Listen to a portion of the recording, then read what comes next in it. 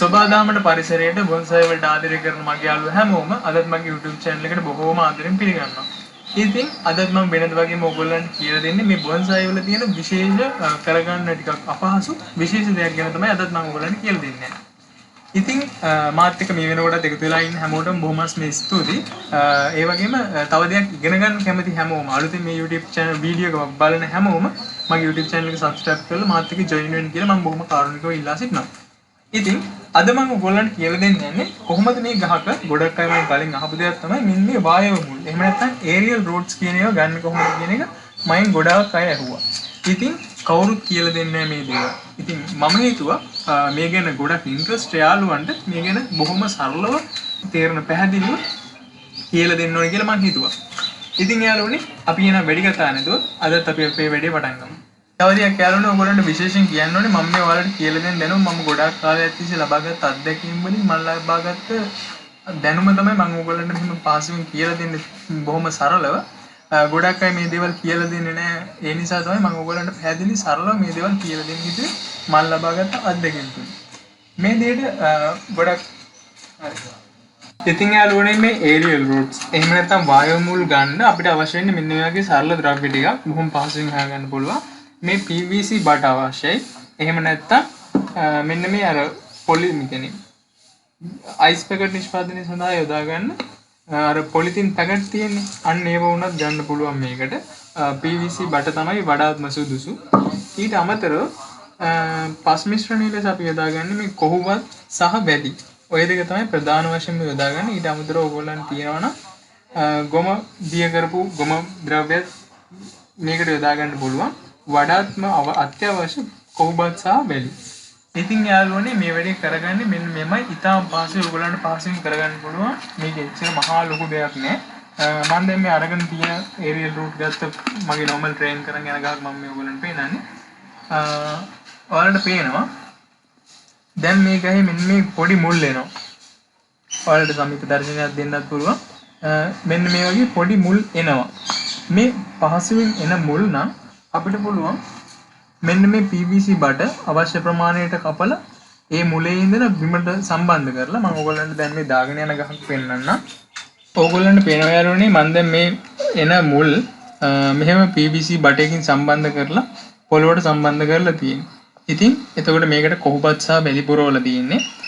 එතකොට ඒ එන මුල කෙලින්ම ඩිරෙක්ට් පොළොවට සම්බන්ධ වෙනවා පොට් එකට. එතකොට ඒ මුල් කෙලින්ම පල්ලයට එනවා. කාලයත් එක්ක මහත් වෙනකොට ඔයගොල්ලන්ට තේරෙනවා දැන් මේ මුල පොළොවට සම්බන්ධ වෙලා කියලා. ඒ සම්බන්ධ වුණයින් පස්සේ ඔයාලට පුළුවන් ඒ මුල් ඒ දාලා තියෙන මේ PVC බටේ අයින් කරන්න. ඒකේ දානකොට ඔයගොල්ලන්ට විශේෂයෙන් මතක් කරන්න ඕනේ මෙන්න මේ කාරණාව.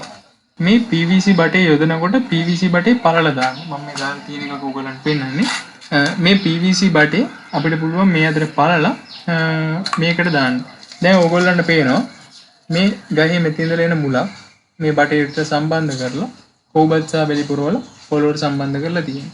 ඉතින් මම මේකත් තාම ට්‍රේන් කරන් යන ගහක්. ඉතින් මේ විදිහට ඔයගොල්ලන්ට පුළුවන් කොහොමද සහ බැලි පුරවල මුල් කෙලින්ම පොළොවට සම්බන්ධ කරලා අර විදිහට මුල් පල්ලයට ගන්න. ඒක එච්චර අමාරු වැඩක් නෙමෙයි. ඉතින් යාළුවනේ මේ වැඩේ ප්‍රායෝගිකව යොදා ගන්න පුළුවන් අපිට නුග කුලේ ශාකයකට විතරයි.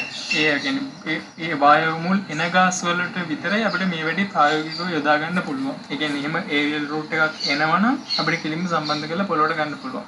ඊට අමතරව aerial root නැත්තම් ඒ කියන්නේ නුග කුලේ ශාකයක aerial root නැත්තම් අපිට පුළුවන් ඒ තියෙන අත්ත අපිට අවශ්‍ය අපි හිතමුකෝ මෙතනින් මුල් ගන්න මම මේ විදිහට කරගත්ත එකක් තමයි මේක.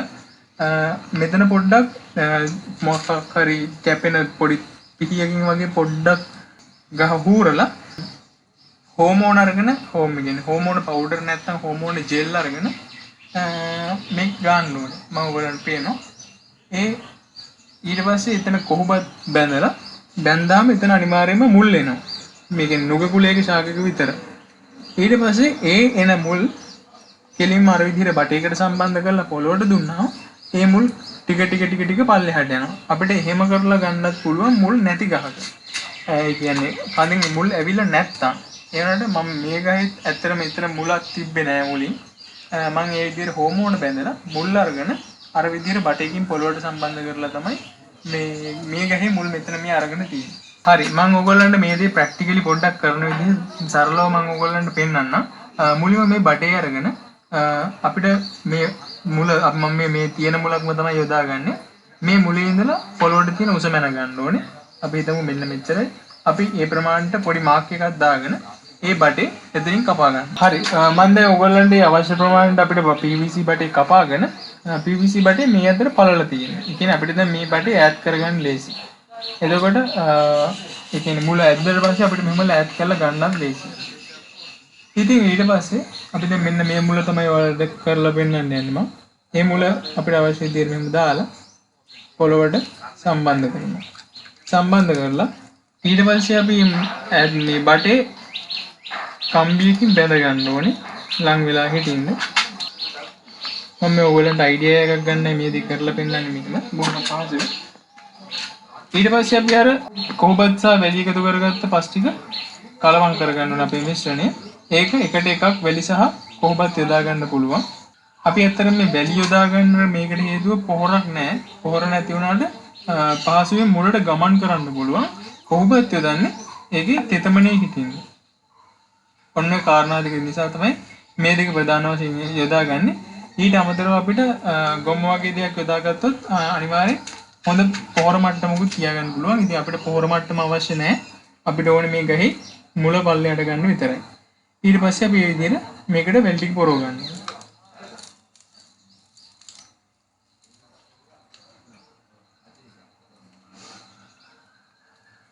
ඉතින් යාළුවනේ මම හිතන්නේ ඔයගොල්ලන්ට මේ ගැන සරල අවබෝධයක් ලැබෙන්නේ නැති කොහොමද මේ වැඩේ පහසුවෙන් කරගන්නේ කියලා. මේ දේවල් ඒ කියන්නේ සාමාන්‍ය කෙනෙක් කියලා දෙන්නේ නැහැ. ඒ වුණාට මම ඔයගොල්ලන්ට කිසිම දෙයක් හංගන්න නැතුව බොහොම සරලව මේ දේවල් පහසුවෙන් කරගන්න විදිය ඕගොල්ලන්ට අයිඩියා එකක් තමයි දුන්නේ. ඉතින් මේ කියලා දෙන දේවල් වලින් ඇත්තටම ප්‍රයෝජනයක් ගන්න කියලා මම බලාපොරොත්තු වෙනවා. ඉතින් මේ වගේම තවත් අලුත් දෙයක් සමග අපි නැවත වීඩියෝ එකකින් හම්බ වෙමු. එහෙනම් ගිහින් එන්න මම SLbonsaiArt